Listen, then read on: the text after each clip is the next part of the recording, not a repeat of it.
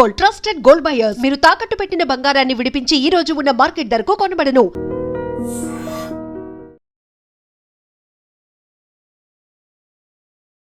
నమస్కారం, welcome to I dream. ధర్మ మార్గం విత్ విజిత కార్యక్రమానికి స్వాగతం.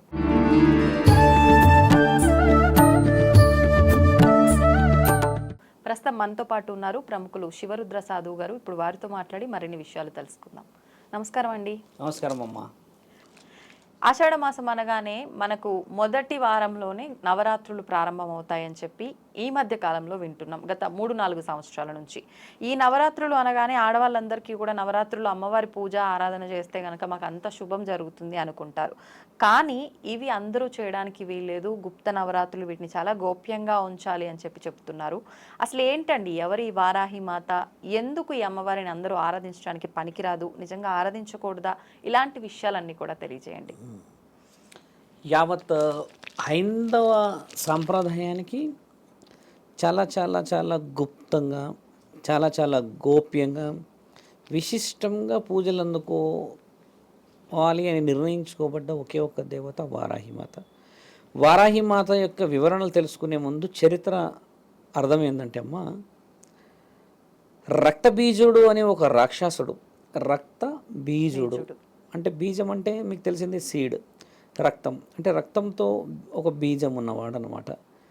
మహాముఖంటి యొక్క వరంతో విర్రవీగుతూ ఎవరిని పడితే వారిని ఇబ్బంది పెడుతూ, ఆడవాళ్ళని కానీ ఇంకా కుటుంబాలతో ఈ సాధు సత్పురుషులని కానీ దేవీ దేవతలను కానీ ఇబ్బంది పెడుతూ ఉంటాడు. ఆయనకి మరణం ఉండదు. ఆయన మరణం ఎలాంటిదంటే అమ్మ, ఆయన రక్తం ఎక్కడ పడితే అక్కడ నుంచి మళ్ళీ లేస్తాడు. అంటే ఆయన ఒంట్లో రక్తం ఉన్నంత వరకు ఆయనకి మరణం లేదు ఖచ్చితంగా. ఇప్పుడు నేను వచ్చి ఒకటి ఎవరైనా కొట్టితానంటే ఆయన గారు రక్తం కింద పడ్డది అనుకోండి, ఈయన గారికి రక్తం పోయినప్పుడల్లా ఈయన వీక్ అయిపోవాలి. కానీ ఈ రక్త బీజుడు ఏమవుతాడంటే ఆ రక్తం కింద పడ్డ దగ్గర నుంచి మళ్ళీ స్ట్రాంగ్ అయి లేస్తూ ఉంటాడు. దేవాది దేవతలంతా ఆలోచన చేసి ఏం చేస్తారంటమ్మా, జగన్మాత పార్వతీమాత దగ్గరికి వెళ్తారు. సంధ్యా సమయాన వెళ్ళి, జగన్మాత అయిన మీరు ఈ రక్త బీజుడి యొక్క అరాచకాలు, ఈయన గారు చేస్తున్న ఈ రాక్షస తత్వానికి ముగింపు ఇవ్వాలి అని అడుగుతారు. ఎందుకంటే ఈ వరం ఇచ్చింది మహాముక్కంటి కాబట్టి ఈ ముక్కంటిని ఎదుర్కొనే సాహసము పార్వతి మాత్రమే చేయగలదన్న ఆలోచన చేసి చెప్తే అమ్మ వ్యూహం రచిస్తుంది.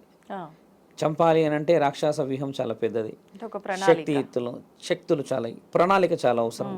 అమ్మ అక్కడికి కూడా వెళ్తుంది. దుర్గామాత అవతారాన్ని ఎత్తి సంహరించడానికి వెళ్ళి ఆయుధంతో ముక్కలుగా నరకడం మొదలు పెడుతుంది. ముక్కలు నరకగానే ఆయన గారి రక్తం అంతా కింద పడుతుంది. అక్కడ నుంచి మళ్ళీ లేస్తూనే ఉంటాడు. అమ్మ ఎంతసేపు నరకడాలు, ఆయన గారిని చంపడాలు, ఆయన గారు లేవడాలు జరుగుతూ వచ్చి సంధ్యా సమయం దాటిన తర్వాత అమ్మ వ్యూహం రచిస్తుంది. ఈ విధముగా అయితే ఖచ్చితంగా వీడు లేస్తూనే ఉంటాడు. అలా లేవనివ్వకుండా చెయ్యాలి అని అంటే యాంత్రిక, తాంత్రిక, మాంత్రిక శక్తులను కలిగిన శక్తులని నా శరీరంలో నేను నిక్షిప్తము చేసుకోవాలి అని సప్తమాత్రికలను పిలుస్తుంది. సప్తమాత్రికలను పిలిచినప్పుడు, సప్తమాత్రికలు అమ్మ శరీరంలోకి ప్రవేశింపబెట్టుకున్నప్పుడు మొదటి అవతారం బ్రాహ్మణి, తర్వాత కౌమారి, తర్వాత చాముండి. ఈ విధముగా అమ్మవారు ఏం చేస్తారంటమ్మా, ఒక్కొక్క రూపాలు తీసుకున్నా కూడా వాటిని చంపడానికి వ్యూహం రాదు. అలా రాకపోవడం తర్వాత ఉన్న మహేశ్వరి రూపం కూడా ఎత్తుతుంది. ఆయన గారిని వీళ్ళందరూ శక్తి నిక్షిప్తం చేసుకొని ఆయుధాలతో చంపడానికే వీళ్ళు సిద్ధమవుతూ ఉంటారు. 6వ అవతారం వారాహిమాత, 7వ అవతారం వచ్చేసి చాముండి. వారాహిమాత యొక్క ఆలోచన ఏముంటుందంటే అమ్మ, వీళ్ళందరూ ఆయన గారి శరీరంలో అన్ని భాగాలను నరుకుతూ ఉంటే ఈవిడ మాత్రము ఆ రక్తం ఎక్కడ పడుతుందో ఆ రక్తాన్ని పీలుస్తూ ఉంటుంది కూర్చొని. వారాహిమాత రక్తం పడగానే ఆ రక్తాన్ని పీల్చేసుకుంటుంటుంది. ఒక చుక్క పడుతుంది అక్కడ, అలా రక్తాన్ని తాగుతూ ఉంటుంది. అలా తాగి ఆఖరి బొట్టు వరకు ఆ రక్తాన్ని తాగుతున్నట్టుగా మిగతా దేవతలు పసిగట్టారు. అంటే గుప్తంగా, అంటే వెరీ సీక్రెట్గా జరుగుతూ ఉంటుంది అది. లాస్ట్ రక్తపు బొట్టు పడ్డాక ఆ రాక్షసుడు నేల కొరిగిన తర్వాత దేవాది దేవతల హర్షం వ్యక్తపరిచి చూస్తే వారాహిమాత 6వ రూపం నుంచి వాడి రక్తం మొత్తం తాగేసేసి ఆ శరీరాన్ని, వాడిని కంప్లీట్గా ఒక స్థితిని చూపిస్తుంది. అంటే వాళ్ళు ఒక పనిలో ఉన్నప్పుడు అమ్మ ఇక్కడ రక్తం తాగుతుందని ఈ దేవతలు కూడా కనిపెట్టే పరిస్థితిలో ఉండరు. ఎందుకంటే యుద్ధం కదమ్మా అది. రాక్షసుడు కూడా ఇక్కడ ఇది జరుగుతుందన్న సంగతి కనిపెట్టకుండా ఆయన ఉద్భవిస్తూ ఉంటుంటాడు. కానీ ఇలా రక్తం తాగింది కాళీమాత అని అంటుంటారు. లేదంటే వారాహి మాత విషయ వివరణ కూడా ఏంటంటమ్మా, రక్తం తాగిన వ్యవహారం మంచి ప్రశ్న వేశారు.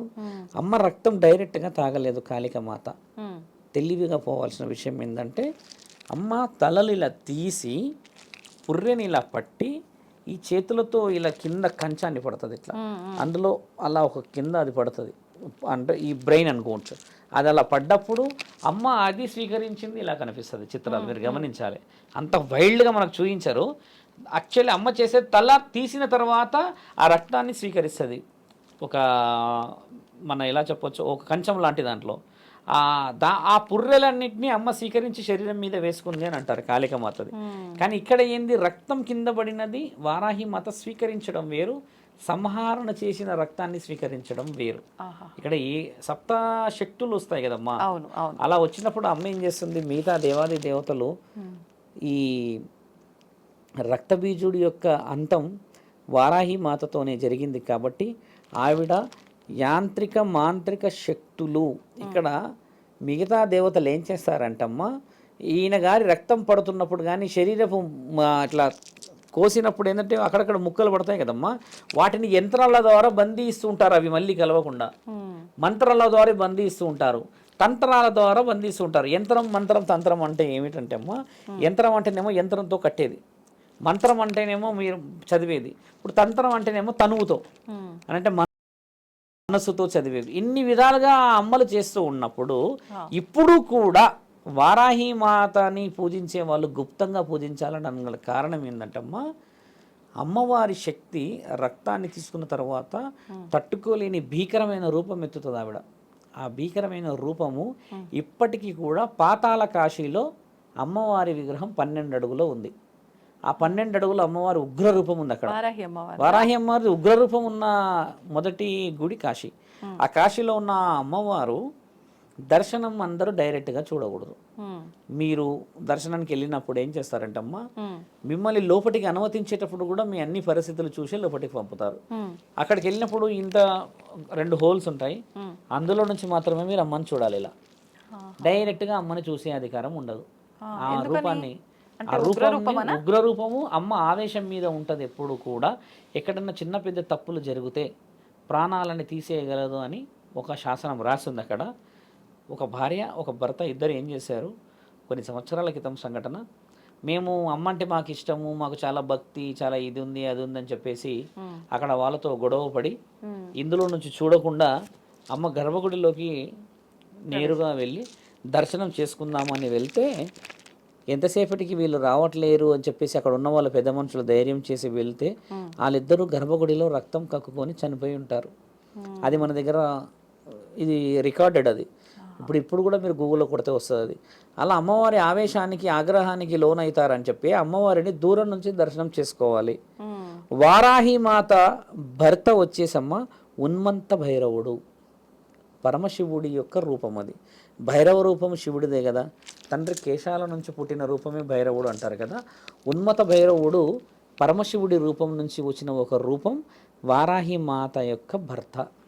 ఇక్కడ చాలా మంది ఏమనుకుంటారు, వారాహమూర్తి కాదు, వారాహమూర్తి జగదేక వీరుడు అంటే ఈ తండ్రి మహావిష్ణువు. అమ్మ ధరణీమాతని హిరణ్యాక్షుడు మింగినప్పుడు, హిరణ్యాక్షుడు ఏం చేస్తాడు, మింగేస్తాడు. ఒకరోజు ఒక మీకు సందర్భం వచ్చినప్పుడు చెప్తాను. ఆయన ఏం చేస్తారంటే అమ్మ ఈ భూమిని మొత్తం మింగేస్తాడు.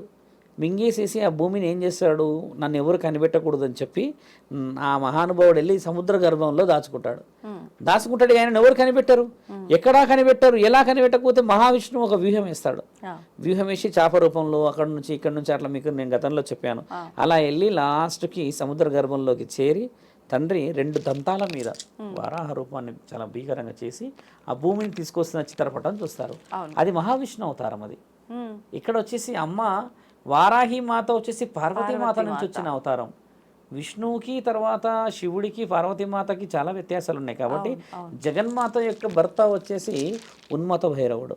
ఇది చాలామందికి తెలియక వారాహి అన్న రెండు విషయాలలో పొరపాటు పడుతున్నారు. మనందరం అది చక్కబట్టుకోవాలి. ఇప్పుడు వారాహి అమ్మవారు ఉగ్రరూపం కాబట్టి ఎవరు ఆరాధించొద్దు, గుప్తంగా అలా కాదు. దాని అంతరార్థం ఏంటంటే అమ్మ ఉగ్రరూపం ఉన్నదని కాదు. అమ్మ రక్తాన్ని స్వీకరించినప్పుడు దేవాది దేవతల వరం ఏమిస్తారనంటే పొలిమేరలో చేతబడులు, క్షుద్ర పూజలు ఈ అమ్మవారి ఫోటో పెట్టే చేస్తారు. మీరు గమనించండి. ఎందుకు చేస్తారంటే ఈ సప్తమాత్రికలు యాంత్రిక, తాంత్రిక, మాంత్రిక రూపాల ద్వారా పార్వతీమాత వాళ్ళ శరీరంలోకి ఆవహించుకుండడం చేత వీళ్ళు యంత్రతంత్ర శస్త్రశక్తులని ఎవరైతే ఆవాహనం చేపిచ్చేసి క్షుద్ర పూజలు చేసి ఆత్మలని, దున్నపోతులని బలిస్తుంటారో చూడమ్మా, అలాంటి వారిని అమ్మ గుప్తంగా చంపుతూ ఉంటుంది వారాహి మాత వెళ్ళి. ఈ వారాహి మాత రక్తం చూయించే దగ్గర కానీ, ఎవరికైనా తలలు తీసే దగ్గర కానీ న్యాయం ఉన్నది ఈయన చేసే దాంట్లో అనేది ఎక్కడైతే న్యాయం లేదు అని తెలుస్తుందమ్మా, వాళ్ళని ఇండైరెక్ట్గా ఈ అమ్మవారే సంహరిస్తుంది అనేది శాసనం. వారాహి మాతను ఎందుకు పూజించాలి అని అంటే గుప్తంగా ఆవిడ చేసే పని ఈ క్షుద్ర పూజలు చేసే వాళ్ళు ఎప్పుడు చేస్తారమ్మా? మధ్యాహ్నం అయితే కూర్చొని చేయరు కదా. అర్ధరాత్రి పూట, అమావాస్యలు, ఈ పౌర్ణమిలు, గ్రహణాల సమయాలు చేయడం చేత అమ్మవారు పొలిమేరలో ఉగ్రరూపంతో తిరుగుతూ ఉంటుంది. కాబట్టి అమ్మవారిని రాత్రిపూటనే పూజించాలి. ఉదయం కేవలం గంట పూజించే అధికారం ఉంది, అది ఉదయం 10 లోపే. ఓకే, మళ్ళీ పూజించకూడదు. ఎందుకు పూజించకూడదు అని అంటే అమ్మ వచ్చింది ఇక్కడ ఆవిడంతల పని ఆవిడ చేసుకోపోవడానికి, వారాహి రూపం ఎత్తి ఒక రాక్షస సంహరణ చేసుకోపోవడానికే కానీ లోక కళ్యాణం కోసం జరుగుతున్న విషయ వివరణలో అమ్మ రూపం తీయలేదు. కాబట్టి పార్వతీ పరమేశ్వరుల రూపం నుంచి వచ్చిన శక్తికి మనందరం గోప్యంగానే పూజ చేస్తే నీ గోప్యంగా అడిగిన వరాన్నే ఆవిడ తీర్చగలదు, కానీ బహిర్గతం చేస్తే చెయ్యదు. ఇంత వివరంగా శాస్త్రంలో ఉంది. మన వాళ్ళు ఏం చేస్తారంటే ఇప్పుడు ఈ గుప్త నవరాత్రులు అసలు ఈ 3-4 సంవత్సరాల క్రితం ఈ టాపిక్సే లేవు. ఒక మహానవుడు వచ్చి చెప్పాడు, ఆయన గారు నేను ఫోటో పంపుతా, ఆయన గారు మొదలు పెట్టారు, అందరికీ గుప్త నవరాత్రులు బయటకు వచ్చేసాయి. ఈరోజు చెప్పడానికి గల కారణం ఏంటంటమ్మా, ఎవరైతే ఈ గుప్త నవరాత్రులని కాస్త ప్రత్యక్ష నవరాత్రులు చేశారమ్మా వాళ్ళ ఇంట్లో అరిష్టం. ఎందుకంటే దేవత స్వరూపమే గుప్త నవరాత్రులు. మరి అమ్మకి అగేనిస్ట్గా ఎలా పోతాం మనం? పోకూడదు. ఇప్పుడు ధూప దీప నైవేద్యాలు, కలశ పూజ చాలా ముఖ్యంగా అమ్మవారు ఆశిస్తారు. వారాహి మాత విగ్రహం అయితే అందరింట్లో ఉండకూడదు. ఎందుకంటే ఉండకూడదు అనేది చాలా చాలా శాస్త్రీయంగా రాసింది. ఆమె రూపాన్ని, ఆమె ఉగ్రత్వాన్ని తట్టుకోలేరు. కాబట్టి మన దగ్గర అమ్మ కలశం ఒకటి ఇట్లా సర్వలా ఉన్న కలశం, ధన్వంతరి కలశాన్ని తీసి దాంట్లో సగభాగం వరకు బియ్యం పోసి తర్వాత పసుపు, కుంకుమ, గంధం వేసి అష్టసుగంధాలు అంటే బహుశా మీకు తెలిసి ఉండొచ్చు అనుకుంటాను. అష్టసుగంధాలు అంటే మన దగ్గర లవంగాలు, ఇలాచీలు, దాచిన చెక్కలు, ఓమ, సోంపు, గసగసాలు, సాజీర, ఇవి కూడా వస్తాయా? అష్టసుగంధాలు. వాటన్నిటి ద్వారా అష్టసుగంధాలు అంటే ఏంటిది? సుగంధం అంటే ఏందమ్మా? 8 గ్రంథాలు కలిసినాయి. సుగంధ ద్రవ్యాలు మళ్ళీ వేరు, అష్టసుగంధాలు వేరు. ఆయుర్వేద వనమూలికలు ఇవన్నీ యాక్చువల్లీ ఇప్పుడు మీకు చెప్పినాయి. ఇవి ఎక్కడ వాడుతున్నాం మనం? ఎక్కడ వాడుతున్నాం అంటే మటన్లో, చికెన్లో, తర్వాత చేపల దాంట్లో వాడుతున్నాం. అంటే దాంట్లో అంతరార్థం ఉంది. మళ్ళీ అలా తింటేనన్నా ఆయుర్వేదికంగా శరీరం బలం వస్తుంది అనేది అప్పుడెప్పుడో ఎవరో ఒక మహానీయుడు చెప్పడం చేత ఆ విధంగా అన్న అవి మన శరీరంలోకి చేరుతున్నాయి కదా. దీన్ని ఫస్ట్ బియ్యము, పసుపు, కుంకుమ వేసాక మీద వేసి కొంచెం క్వాంటిటీ వేసి అందులో ఒక నిమ్మకాయ పెట్టేసి 5 తమలపాకులు ఇలా పెట్టి కొబ్బరి తీసుకొచ్చి, కొబ్బరికాయ మంచి తీసుకొచ్చి పెడతారా? నిమ్మకాయ అమ్మవారు మరి ఎక్కడ కూర్చోవాలి? దాంట్లో ఇప్పుడు అమ్మవారి దగ్గర ఉండేది అదే కదా తల్లి. దాంట్లో ఎందుకుందో కూడా తెలియాలి. మరి నిమ్మకాయ అంటే ఎందుకు పెడతారు స్వామి? నిమ్మకాయ దగ్గర మేము సపోటా పెట్టుకుంటాం, వేరే కాయ పెట్టుకుంటాం అనడానికి కాదు. నిమ్మకాయ ఎందుకు పెట్టాలో తెలియాలి. ఒకసారి నిమ్మకాయని కోసినప్పుడు అడ్డుగా అందులో ఒక చిన్నగా వాటర్ లాగా వస్తుంది, మీరు చూస్తుంటారుగా. ఈ క్వాంటిటీలో చిన్న ఫుల్ వాటర్ ఉంటుందమ్మా, ఉంటుంది కదా, మీరు చూశారు కదా. అందులో ఎన్ని అలా ఉంటాయమ్మా, అన్ని గదులు అనమాట అవి. అమ్మవారు కొలువై ఉండడానికి గదులు. ఆత్మలన్నీ ఎక్కడ కొలువై ఉంటాయి బాగా గమనించాలి. ఎక్కడ చూసారు ఏదైనా ప్లేస్ ఉందా ఆత్మలది? ఎక్కడైనా వినిండవచ్చా? లేదు కదా. ఆత్మలు కొలువై ఉన్న స్థలం నిమ్మకాయలు. పరమాత్ముడు అందులో దాస్తాడు. వాటిని అనడానికి నిదర్శనమే మీ కులదైవం విలవేల్పుల దగ్గర నిమ్మకాయలు పెడతారు. మన పూర్వీకులు, మన పెద్దలు, ఇంకెవరెవరో చనిపోయిన తరుణాలు ఉంటాయి. కాబట్టి అమ్మవారు వారిని పెట్టుకోవడానికి ఒక గదిలాగా ఉపయోగిస్తుంది అనేది శాసనం. దాంట్లో కొంచెం డెప్త్గా వెళ్ళాలి, కానీ ఒక సందర్భం వచ్చినప్పుడు చెప్తాను. నిమ్మకాయలు వాడేది దానికి. మనం నిమ్మకాయలు ఇప్పుడు పులిహోరకు వాడుతున్నాం, కానీ దేవుడు ఆధీనంలో వాడడం కూడా శుభసూచకమే. అందుకని అది పెట్టుకోవడం వల్ల ఏమవుతుందంటే అమ్మ 7 దేవతలు వస్తారు కదా. ఇప్పుడు మొదట బ్రాహ్మణి, ఇంద్రాణి, కౌమారి, మహేశ్వరి, తర్వాత వారాహి, చాముండి, 7 వచ్చినప్పుడు మరి 7కి ఒక స్థావరం అవసరం కదా. వరాహి మాత అయితే ఎలాగో ఇంట్లో ఉంటుంది కాబట్టి పార్వతి మాత, దుర్గామాత రూపాల నుంచి రావడం చేత ఒక స్థితిగతులకి ఒక పరిస్థితి. అది అందరి ఇంట్లో విగ్రహం ఉంటేనేమో ఆ పరిస్థితులు వేరు, లేని వారి ఇంట్లో చెప్తున్నా అమ్మా ఇది. అలా చేసుకున్న ఆ కలశం పసుపు, కుంకుమ, తర్వాత పుష్పాలతో అలంకరణ, పుష్పాలతో చేసే ఆ పూజ ఇలా వేస్తూ చేస్తాం.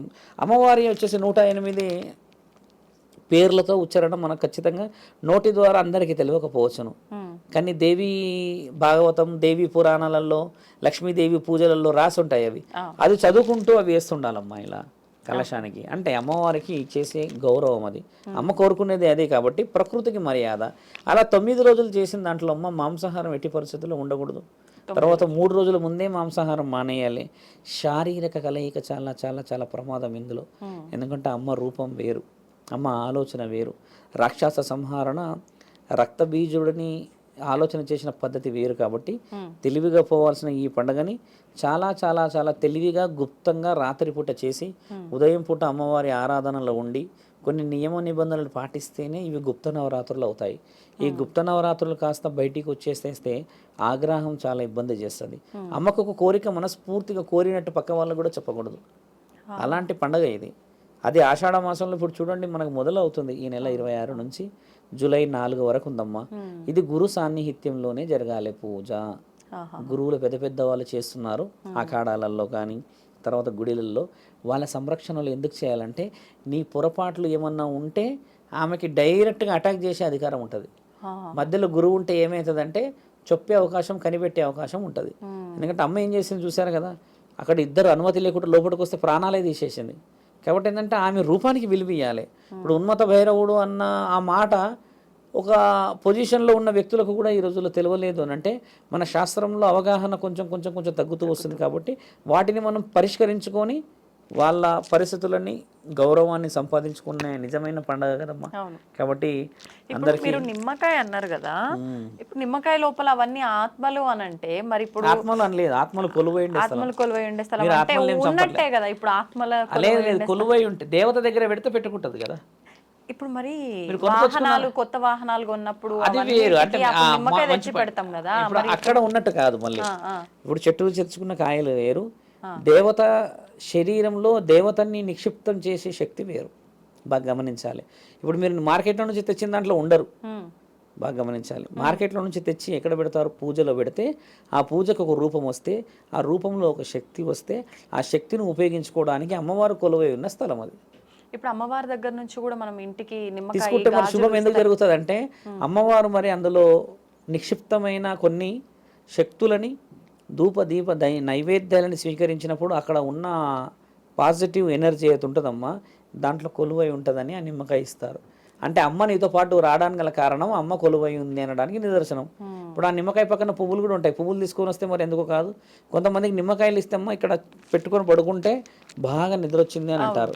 కొంతమంది ఆ నిమ్మకాయ పెట్టుకుంటే గాబరైపోయి నిమ్మకాయ పడేసేయాలనిపించింది అని అంటే దుష్టశక్తి ప్రభావం అంటారు కదా. మరి ఆ ప్రభావం లేనిదైతే ఆ నిమ్మకాయలకు విలువ రాలేదు కదమ్మా. కాబట్టి శాస్త్రంలో ఇప్పుడు ఈ నిమ్మకాయలకి దీనికి విలువ వచ్చింది, ఒకప్పుడు లేదు కదా. ఒకప్పుడు నిమ్మకాయలను ఎక్కడ వాడేవాళ్ళు అంటే అమ్మ దిష్టి తీసేటప్పుడు మాత్రమే వాడేవాళ్ళు. అందులో సిట్రస్ అని ఒక యాసిడ్ ఉంటుంది, దానివల్ల విషం ఉన్నదా లేదా తెలుసుకోవడానికి ఉపయోగపడేది. కళ్ళ దిష్టి కానీ, నరదిష్టి కానీ, తర్వాత ఏమంటారమ్మా నరఘోష, ఈ విషయాల టాపిక్ వచ్చినప్పుడు మీకు చెప్తాను. నిమ్మకాయల ప్రస్తావన వేరు. మీరు అన్నట్టుగా అన్ని నిమ్మకాయలు ఉంటాయి, మనుషులందరూ లక్షల కోట్ల నిమ్మకాయలు ఉన్నాయి, అలా ఉండదు. దానికి ఒక పరిస్థితి. మన చేతుల ద్వారా చేసే పండగలలో శాస్త్రం చాలా గొప్పగా దాగుందమ్మా. మనం కొంచెం మెల్లిమెల్లిగా తెలుసుకునే ప్రయత్నాలు చేయాలి. గుప్త నవరాత్రుల యొక్క విశేష వివరణలు అవి. అమ్మవారి ఆశీర్వాదం అందరి ఇంట్లలో చేరాలి. గుప్తంగా ఉన్న పండుగ బయటికి రాకూడదు. అమ్మవారి ఆశీర్వాదం చాలా గొప్పదని చెప్తూ ప్రేక్షకులందరికీ మీరన్నట్టుగా ఆషాఢ మాసము మరియు మీరన్న గౌరీ ఇంటి ఆకు నిజంగా అందరి ఇంట్లోనే మంచి సౌభాగ్యాన్ని తీసుకురావాలి. ఈ అమ్మవారి ఆశీర్వాద బలం ఉండాలని కోరుతున్నామమ్మా. ధన్యవాదాలండి. నమస్కారం. తవ్వుతూనే శివలింగం సరే దాన్ని అట్లా కప్పేసేయండి, చూపించదండి. మూర్తి పూజ కాదు, సాక్షాత్ బ్రజేంద్ర నందన భగవాన్ ఉన్నారు మూర్తులు. ఏమీ ఆశించకుండా ఆరాధించే వాళ్ళు కూడా ఉన్నారా ప్రభుజీ? నిజమైన భక్తి అంటే మనకు తెలియదు కాబట్టి